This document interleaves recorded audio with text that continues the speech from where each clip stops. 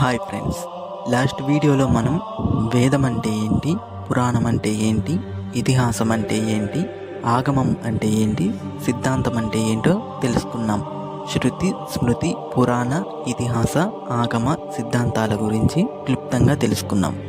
ఇవే కాకుండా ఇంకా వేదాల గురించి తెలుసుకోవడానికి వేదాల గురించి ఎంతో అద్భుతమైన సమాచారం ఉంది.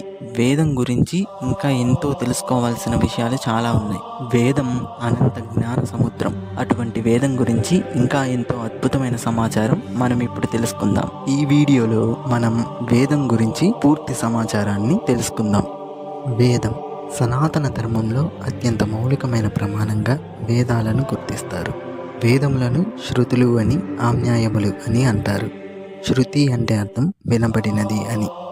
ఋషులు తమ తపోశక్తి ద్వారా భగవంతుని నుంచి వేదాలను విన్నారు. వేదము విద్ అనే ధాతువు నుండి వచ్చింది. విద్ అనే శబ్దానికి తెలియుట అని అర్థం. దీన్ని బట్టి వేదములు భగవంతుని ద్వారా తెలుపబడినవి అని మనకు అర్థమవుతుంది. వేదములు భగవంతుని ద్వారా మాత్రమే వినపడినవి. అవి ఏ మానవుల చేతను రచింపబడలేదు. అందుకే వేదాలను అపౌరుషయాలు అంటారు. వేద మంత్రాలను దర్శించిన ఋషులను ద్రష్టలు అంటారు.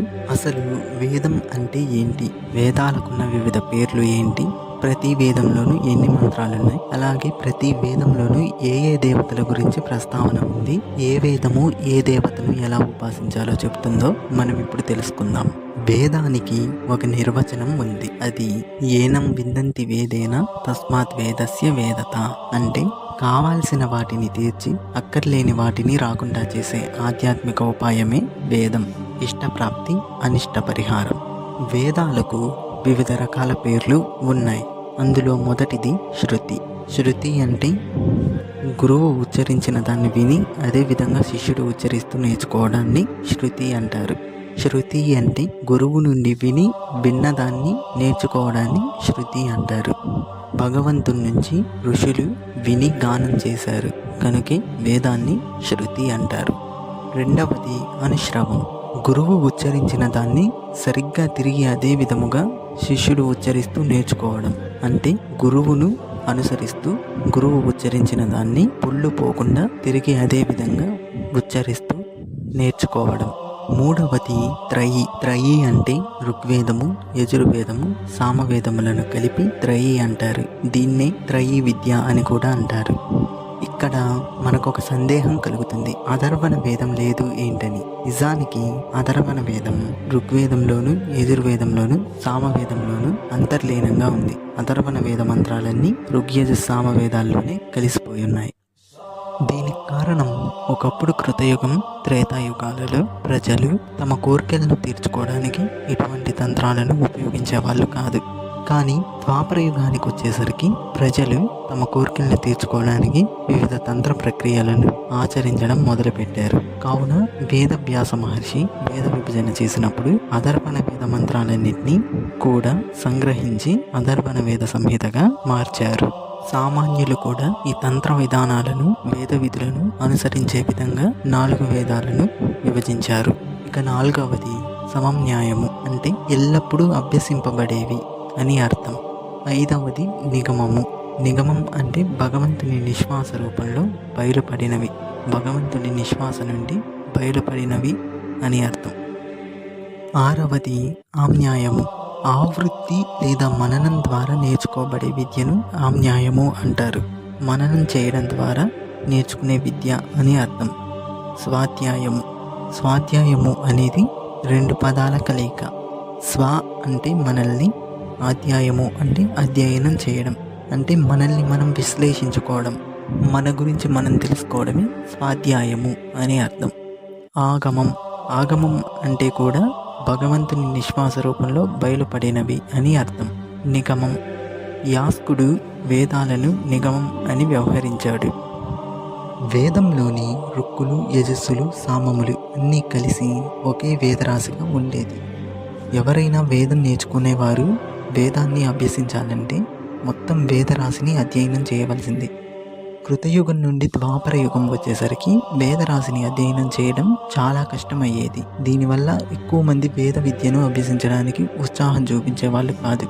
కావున మొదట కలగలుపుగా ఉన్న వేదరాశిని వ్యాస మహర్షి ఒక క్రమం ప్రకారం విభజించాడు. ఈ వేదరాశిని వ్యాసుడు రుక్కులన్నింటినీ కలిపి రుక్ సంహితగాను, యజస్సులన్నింటినీ కలిపి యజస్ సంహితగాను, సామములన్నింటినీ కలిపి సామ సంహితగాను, అలాగే అధర్వణ వేద మంత్రాలన్నీ ఒకచోట చేర్చి అధర్వ సంహితగా తయారు చేశాడు. కనుకనే వ్యాసుడిని వేదవ్యాసుడు అని చెబుతారు. అలా 4 వేదాలు మనకు లభించాయి. వ్యాసుడు అలా వేదాలను విభజించి తన 4 శిష్యులకు వేద ప్రచారం చేయడానికి ఒక్కో వేదాన్ని అప్పగించాడు. వ్యాసుడు తన శిష్యులైన పైలునికి ఋగ్వేదాన్ని, వైశంపాయనుడికి యజుర్వేదాన్ని, జైమినికి సామవేదాన్ని, సుమంతుడికి అధర్వణ వేదాన్ని అప్పగించాడు. వ్యాసుడి శిష్యులు తిరిగి తమ శిష్యులకు వేదాలను బోధించారు. అలా గురు శిష్య పరంపరగా ఈ 4 వేదాలు వేల సంవత్సరాలుగా తరతరాలకు సంక్రమిస్తూ వచ్చాయి. వేదాలను ఉచ్చరించడంలో స్వరానికి చాలా ప్రాముఖ్యత ఉంది. అన్ని వేదాలు కలిపి 1180 అధ్యాయాలు, 1,00,000 పైగా మంత్రాలు ఉండాలని అంటారు. కానీ ప్రస్తుతం మనకు లభించేవి 20,023 మంత్రాలు మాత్రమే. ఒక్కొక్కసారి ఈ సంఖ్యను 20,379 అని కూడా చెప్తారు. ఇప్పుడు మనం ఒక్కొక్క వేదం గురించి పూర్తిగా తెలుసుకుందాం. మొదటిది ఋగ్వేదం. మహర్షులు ఈ వేదాలను దర్శించినప్పుడు ఆ వేదాన్ని ఒక రూపుతో దర్శించారు. కనుక ఆ వేదాలకు ఒక్కో వేదానికి ఒక్కొక్క పురుషుడు ఉన్నారు. వారిని వేద పురుషులు అంటారు. వీరిలో ఋగ్వేద పురుషుడు మొదటివాడు. ఋగ్వేద శ్వేతవర్ణాస్యాత్ ద్విభుజో రాసబాననః అక్షమాల ధర సౌమ్యః ప్రీతో వ్యాఖ్య కృతోద్యమః. ఋగ్వేద పురుషుడు తెలుపు రంగులో ఉంటాడని, గాడిద ముఖం కలిగి ఉంటాడని, చేతిలో మాల ధరించుకుంటాడని, ప్రశాంతంగా కనిపిస్తూ వేదాన్ని అందిస్తాడని వర్ణిస్తారు. ఋగ్వేద సంహితలు 8 అష్టకములుగా ఉంటాయి. ఒక్కో అష్టకం 8 అధ్యాయాలుగా ఉంటుంది. మొత్తం 10,028 సూక్తులుగా ఉంటుంది. మొత్తం ఋగ్వేదంలో 10,552 రుక్కులు ఉన్నాయి. ఈ ఋగ్వేదం మొత్తం 21 శాఖలుగా విభజించారు. సంహితలని శిష్యుల పేర్ల రూపుతో వ్యాస, పైల, ఇంద్రప్రసూతి, మాండుకేయ, సత్యశ్రవస్, సత్యహిత, సత్యశ్రీగా విభజించారు. ఒక సత్యశ్రీ శాఖని తీసుకుంటే అది వారి శిష్యులైన శాకల, శాకపూని మరియు భాష్కల అనే 3 భాగాలుగా విభజించబడింది. శాకల మరో 5 భాగాలుగా, భాష్కల 4 భాగాలుగా విభాగమైంది. ఈ ఋగ్వేదంలో ప్రధానంగా అగ్ని గురించిన ప్రస్తావన ఉంటుంది. ఋగ్వేదం ప్రారంభమే అగ్ని సూక్తంతో మొదలవుతుంది. ఇది ప్రధానంగా అగ్ని, ఇంద్ర, వరుణ, వాయు ఇత్యాది దేవతలను ప్రార్థిస్తుంది. ఋగ్వేదం మొత్తం కూడా ప్రార్థించే వేదం. ఇది దేవతల మహిమలను, భగవంతుణ్ణి స్తుతిస్తూ ప్రార్థిస్తూ ఉంటుంది. ఇది యజ్ఞములలో దేవతలను ఆహ్వానించే వేదంగా చెప్పబడుతుంది. ఋగ్వేదంలో ఉపవేదంగా ఆయుర్వేదం ఉంటుంది. ఋగ్వేదంలో బ్రాహ్మణాలు 4 భాగాలుగా ఉన్నాయి. అవి వైంగ, బహువ్రీజ, అశ్వలాయన, గాలవ బ్రాహ్మణాలుగా విభాగమయ్యాయి. అరణ్యకాలలో ఉపనిషత్తులుంటాయి. అవి నిర్వాణ, ఐతరేయ, బహువ్రీజ, సౌభాగ్య, కౌశితకి, ముద్గల, నాదబిందు, త్రిపుర, ఆత్మప్రబోధ మరియు అక్షమాలిక అనే 10 ఉపనిషత్తులుగా ఉంటాయి. తరువాతిది యజుర్వేదము. యజుర్వేద పురుషుణ్ణి ఋషులు ఇలా దర్శించారు. అజస్య పీతవర్ణాశ్యాత్ యజుర్వేదో అక్షసూత్ర ద్వామీ కులిసపానిస్తూ భూతితో మంగళప్రదః. మేకముఖం కలిగి పసుపు రంగులో ఉంటాడు. ఎడమ చేతిలో కర్ర పట్టుకొని ఉంటాడు. సంపదలని, శుభముని ఇచ్చేలా ఉంటాడు యజుర్వేద పురుషుడు. యజుర్వేదం 2 భాగాలుగా ఉంటుంది. కృష్ణ యజుర్వేదం మరియు శుక్ల యజుర్వేదం. శుక్ల యజుర్వేదం కాన్వ మరియు మాత్యందిన అనే శాఖలుగా ఉంటుంది. కృష్ణ యజుర్వేదం తైత్తరీయ, మైత్రాయిని, కట మరియు కపిస్థల అనే శాఖలుగా ఉంటుంది. కాన్వ శాఖ 40 అధ్యాయాలు, 328 అనువాకాలు, 2086 మంత్రాలుగా ఉంటుంది. మాధ్యందిన శాఖ 40 అధ్యాయాలు, 303 అనువాకాలు, 1975 మంత్రఖండాలు, 3989 మంత్రాలు ఉంటాయి. తైత్తరీయ శాఖ 7 ఖండాలు, 44 ప్రపాతకాలు, 635 అనువాకాలుగా ఉంటుంది. మైత్రాయని శాఖ 4 ఖండాలు, 54 ప్రపాతకాలు, 2144 మంత్రాలుగా ఉంటుంది. కటశాఖ 5 ఖండాలు, 40 అధ్యాయాలు, 13 అనువాచకాలు, 843 అనువాకాలు మరియు 3091 మంత్రాలుగా ఉంటుంది. మొత్తం యజుర్వేదాన్ని ఇంత లెక్కతో జాగ్రత్తగా భద్రపరిచారు. యజుర్వేదంలోని బ్రాహ్మణాలు చరక, కాతక, తుంబుర, జాబల, కన్కతి, శ్వేతాశ్వతర, మైత్రాయని, కాందికేయ, హరిద్ర, ఆహ్వారక, ఔకేయ మరియు చాంగలేయ అనే శాఖలుగా ఉంటుంది. శుక్ల యజుర్వేద ఉపనిషత్తులు ఈశావాస్యోపనిషత్తు, బృహదారణ్యకోపనిషత్తు, జాబాల సుబాల ఉపనిషత్తులు మొదలైనవి. కృష్ణ యజుర్వేద ఉపనిషత్తులు కఠోపనిషత్తు, తైత్తరీయోపనిషత్తు, శ్వేతాశ్వతరోపనిషత్తు మొదలైనవి.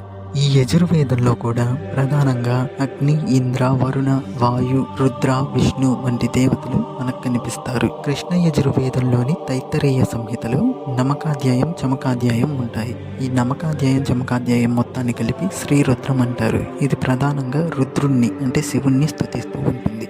ఈ యజుర్వేదం యజ్ఞాలలో దేవతలను ఆరాధించే వేదం. యజుర్ అంటే అర్థం ఆరాధించడం. ఈ వేదం ప్రధానంగా దేవతలను ఎలా ఆరాధించాలి, యజ్ఞయాగాదులు ఎలా చేయాలో తెలుపుతుంది.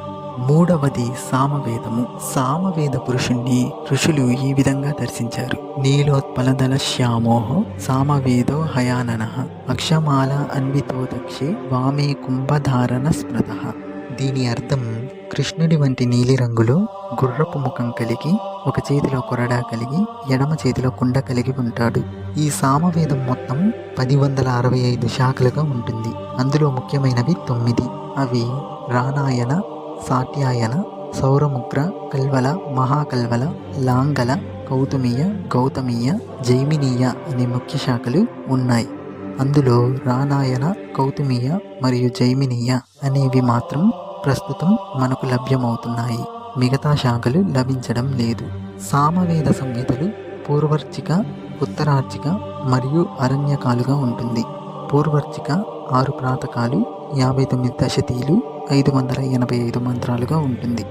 ఉత్తరార్చిక 9 ప్రాతకాలు, 120 దశతీలు, 1220 మంత్రాలుగా ఉంటుంది. అరణ్యకాలు 55 మంత్రాలుగా ఉంటుంది. బ్రాహ్మణాలు బాల్లవి, కాలభవి, రౌరికి, సాట్యాయన అని 4 విభాగాలుగా ఉంటుంది. ఉపనిషత్తులు చాందోక్య, కేనోపనిషత్తు, మైత్రాయని, తల్వకారీయ మరియు మహోపనిషత్తులుగా ఉంది. ఈ సామవేదం ప్రధానంగా దేవతల మహిమలను, భగవంతుడి మహిమను కీర్తిస్తూ ఉంటుంది. సామవేదం అగ్ని, ఇంద్ర, వరుణ, వాయు, సోమ, రుద్ర, విష్ణు వంటి దేవతల మహిమలను కీర్తిస్తూ ఉంటుంది. అందుకే సామవేదాన్ని గానం చేసే వేదం అంటారు. ఇది యజ్ఞాలలో దేవతల మహిమలను గానం చేస్తూ ఉంటుంది. 4వది అథర్వణ వేదం. అథర్వణ వేద పురుషుణ్ణి ఇలా దర్శించారు. అథర్వణాభిదో వేదో ధవలో మర్కటాననః అక్షమాలాన్వితో వామే దక్షే కుంభధర స్మృతః. దీని అర్థం అథర్వణ వేద పురుషుడు తెలుపు రంగులో కోతిముఖం కలిగి, కుడి చేతిలో మాల ధరించి, కుండ కలిగి ఉంటాడు. అథర్వణ వేదం 15 శాఖలు, 20 ఖండాలు, 736 సూక్తాలుగా ఉంటుంది. ప్రస్తుతం పిప్పలాద, సౌనక అనే శాఖలు మాత్రం లభిస్తున్నాయి. అథర్వణ వేదం వివిధ తంత్రాలను గురించి వివరిస్తుంది, వివిధ ధర్మాలను గురించి వివరిస్తుంది. ఈ అథర్వణ వేదాన్ని బ్రహ్మవేదం అని కూడా అంటారు. అథర్వాంగీరసులు అనే ఋషులు దర్శించడం వల్ల ఈ వేదానికి అథర్వణ వేదం అని పేరు వచ్చింది. ఈ అథర్వణ వేదాన్ని పఠించడం వల్ల యజ్ఞయాగాదులలో జరిగే దోషాలు నివృత్తి అవుతాయని చెబుతారు. అథర్వణ వేదం ఇంద్ర, వరుణ, మిత్ర, వాయు, అగ్ని ఇత్యాది దేవతలను గురించి ప్రస్తావిస్తుంది. ప్రతి వేద మంత్రానికి కూడా చతురంగ బలాలు ఉంటాయి. చతురంగ బలాలు అంటే ద్రష్ట, దేవత, ఛందస్సు, స్వరము. ద్రష్ట అంటే ఆ వేద మంత్రాన్ని దర్శించిన ఋషిని మంత్రం యొక్క ద్రష్టగా వ్యవహరిస్తారు. దేవత ప్రతి వేద మంత్రానికి కూడా ఆ వేద మంత్రాన్ని దర్శింపజేసే అధిష్టాన దేవత ఉంటుంది. ఛందస్సు ప్రతి వేద మంత్రం కూడా ఒక ఛందస్సులో ఉంటుంది. స్వరం ప్రతి వేద మంత్రం కూడా మహర్షులు విన్నప్పుడు ఒక స్వరంలో వినపడుతుంది. ఆ స్వరంలో ఎలా ఉచ్చరించాలో, ఆ స్వరం ఏంటో తెలియజేసేదే స్వరము. ఇవి 4 కూడా ప్రతి వేద మంత్రానికి ప్రధానంగా ఉండే అంశాలు. వీటిని చతురంగ బలాలు అంటారు. ప్రతి వేదంలోనూ మళ్ళీ 4 ఉప విభాగాలు ఉన్నాయి. అవి మంత్ర సంహిత, బ్రాహ్మణము, అరణ్యకము, ఉపనిషత్తులు. ఒక్కొక్క వేదం ఈ 4 భాగాలుగా విభజింపబడి ఉంటుంది. వీటిలో మొదటిది మంత్ర సంహిత. మంత్ర సంహిత ఇది వేదాలలోని మంత్రభాగం. స్తోత్రాలు, ఆవాహనలు ఇందులో ఉంటాయి. అన్నింటికంటే ఋగ్వేద సంహిత అత్యంత పురాతన ప్రముఖ గ్రంథం. ఈ మంత్ర సంహితలు మొత్తం దేవతలను ఏ విధంగా స్తుతించాలి, దేవతలను ఎలా ఆరాధించాలి, ఆయా దేవతలను ఏ విధంగా ప్రసన్నం చేసుకోవాలో మనకు తెలియజేస్తాయి. దేవతలను ఉపాసించే విధానాన్ని తెలియజేస్తాయి కాబట్టి మంత్ర సంహితలను ఉపాసనాకాండ అంటారు. రెండవది బ్రాహ్మణము. సంహితలోని మంత్రమును గాని శాస్త్ర విధిని గాని వివరించేది బ్రాహ్మణము. బ్రాహ్మణము యజ్ఞయాగాదులలో వాడే మంత్రాల వివరణను తెలిపే వచన రచనలు బ్రాహ్మణాలు. ఇది గృహస్థులకు ఎక్కువగా వినియోగపడుతుంది. ఇది గృహస్థులు నిర్వర్తించాల్సిన విధి విధానాల గురించి తెలియజేస్తుంది. ఋగ్వేదంలో ఐతరేయ బ్రాహ్మణము, సాంఖ్యాయన బ్రాహ్మణము అనే 2 విభాగాలు ఉన్నాయి. శుక్ల యజుర్వేదంలో శతపథ బ్రాహ్మణము, కృష్ణ యజుర్వేదంలో తైత్తరీయ బ్రాహ్మణము, మైత్రాయన బ్రాహ్మణము ఉన్నాయి. సామవేదంలోని బ్రాహ్మణాలు తండ్య, షడ్వింశ, చాందోగ్య, అదభుత, ఆర్షేయ ఉపనిషత్ బ్రాహ్మణాలు. అధర్వణ వేదంలోని బ్రాహ్మణమును గోపద బ్రాహ్మణము అంటారు. మూడవది అరణ్యకములు. అరణ్యకాలు అనగా అడవులకు సంబంధించిన విషయాలు, వివిధ కర్మ యజ్ఞ కార్యముల గురించి వాటి అంతరార్థాలను వివరించేవి అరణ్యకాలు. ఇవి బ్రాహ్మణములకు ఉపనిషత్తులకు మధ్య స్థాయిలో ఉంటాయి. ఇవి కూడా బ్రాహ్మణాలలాగానే కర్మ విధులను ప్రస్తావిస్తాయి. కానీ వీటిలో కర్మల యొక్క భౌతిక భాగం ఉండదు. కర్మల వెనుక ఉన్న నిగూఢమైన తత్వాల మీది ధ్యానానికి అరణ్యకాలు ఎక్కువ ప్రాధాన్యతనిస్తాయి. సన్యాసాశ్రమం తీసుకోవడానికి ముందుగా వానప్రస్థంలో ఉన్నవారికి అరణ్యకములు ఎక్కువగా ఉపయోగపడతాయి. కావున బ్రాహ్మణాలను అరణ్యకాలను రెండింటిని కలిపి కర్మకాండ అంటారు. ఉపనిషత్తులు అంటే బ్రహ్మ విద్య, జీవాత్మ, పరమాత్మ, జ్ఞానము, మోక్షము, పరబ్రహ్మ స్వరూపమును గురించి వివరించేవి. 4 వేదాలకు కలిపి 1180 ఉపనిషత్తులు ఉన్నాయి. కానీ వీటిలో 108 ఉపనిషత్తులు మాత్రమే ప్రధానమైనవి అని చెబుతారు. ఈ 108 ఉపనిషత్తులలో కూడా 10 ఉపనిషత్తులు అత్యంత ముఖ్యమైనవి అని చెబుతారు. వీటినే దశోపనిషత్తులు అంటారు. బ్రహ్మ జ్ఞానాన్ని వివరించేవి కనుక ఈ ఉపనిషత్తులను జ్ఞానకాండ అంటారు. యజ్ఞాలలో వేద మంత్రాల ప్రాముఖ్యత ఎంతో ఉంది. ప్రతి యజ్ఞంలోనూ ఋగ్వేద, యజుర్వేద, సామవేద, అథర్వణ వేద మంత్రాలను పఠిస్తారు. ప్రత్యక్షంగా కానీ పరోక్షంగా కానీ ఐహిక సంపత్తిని, మోక్షాన్ని సంపాదించి పెట్టేవే యజ్ఞాలు. యజ్ఞ నిర్వహణలో 4 పురోహితులుంటారు.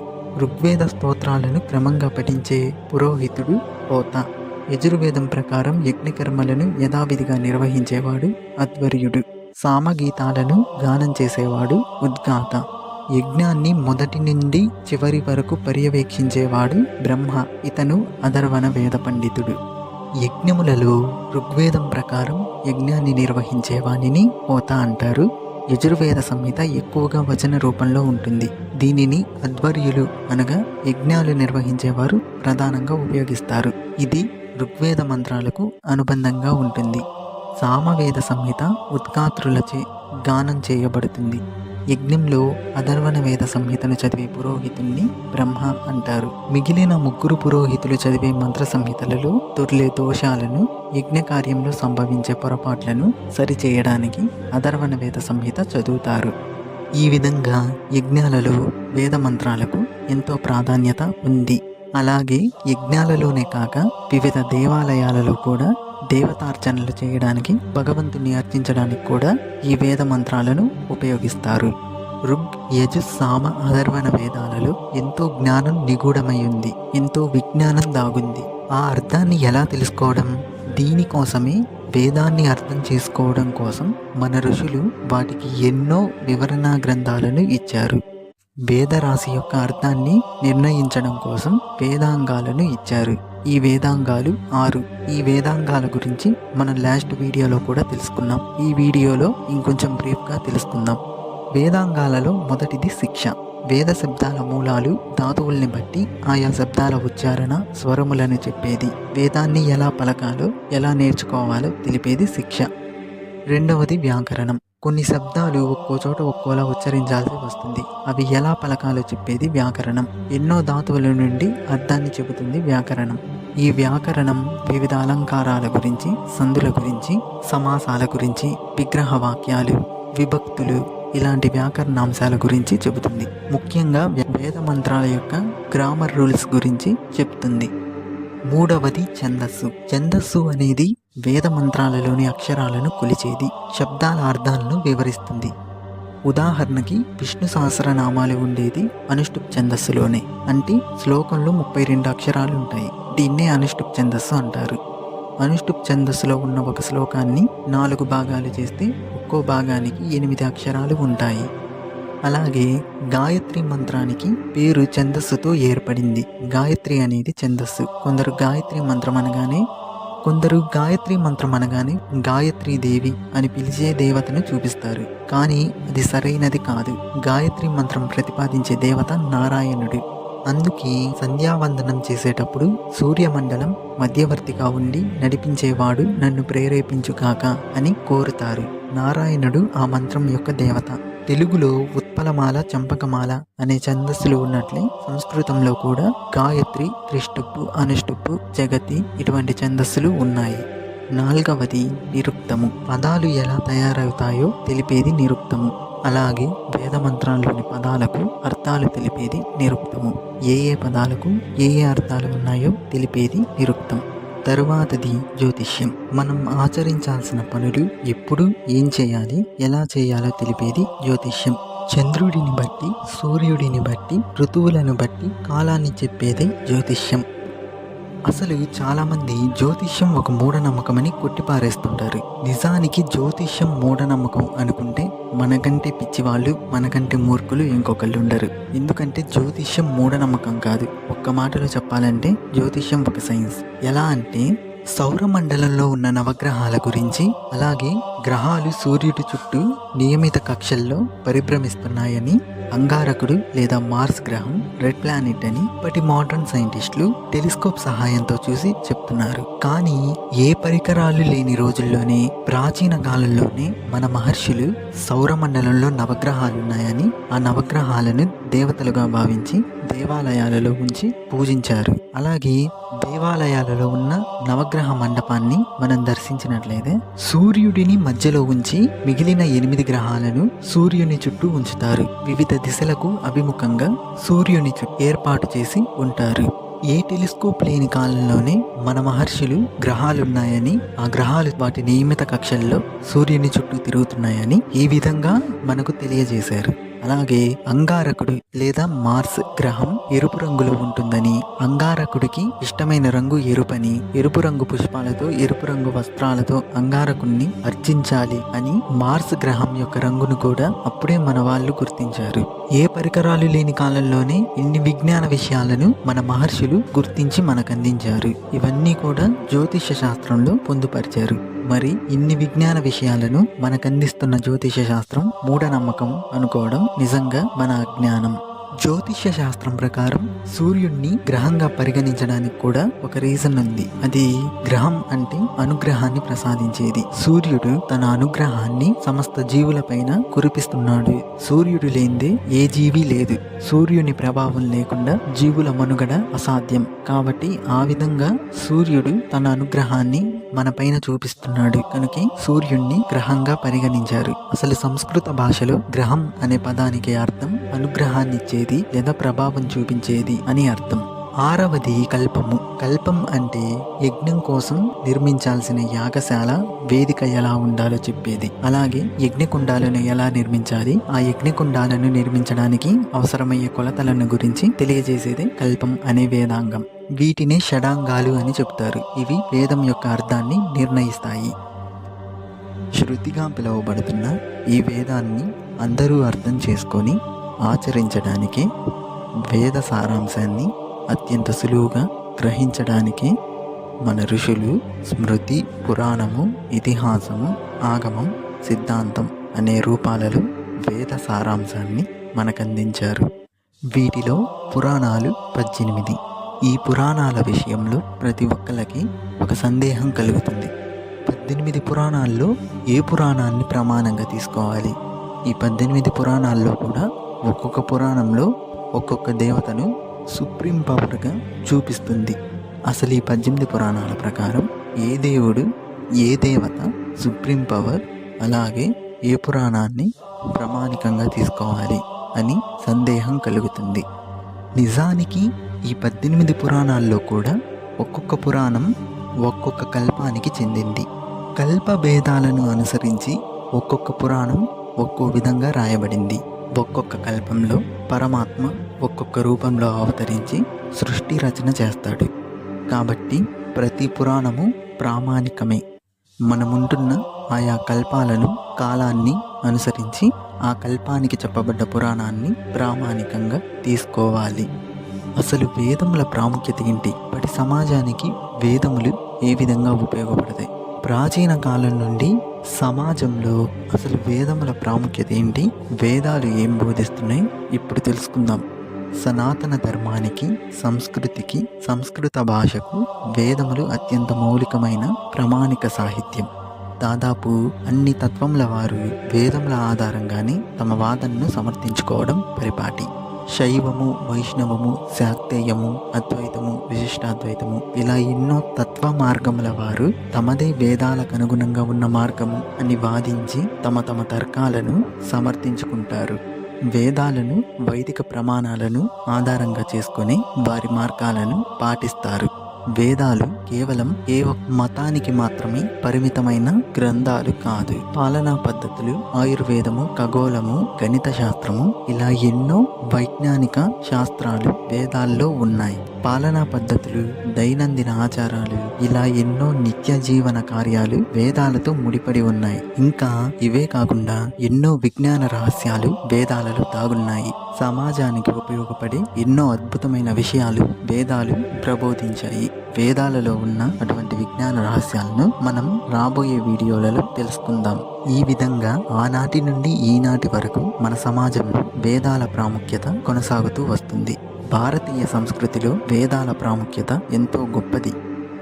వేదములకు సంబంధించిన ఎన్నో విషయాలను మనం ఈ వీడియోలో తెలుసుకున్నాం. వేదముల గురించి, వేదముల ప్రాముఖ్యత ఏంటో కూడా తెలుసుకున్నాం. ఈ వీడియో మీకు నచ్చితే లైక్ చేయండి, షేర్ చేయండి, మా ఛానల్ని సబ్స్క్రైబ్ చేసుకోండి. Thanks for watching. జై హింద్.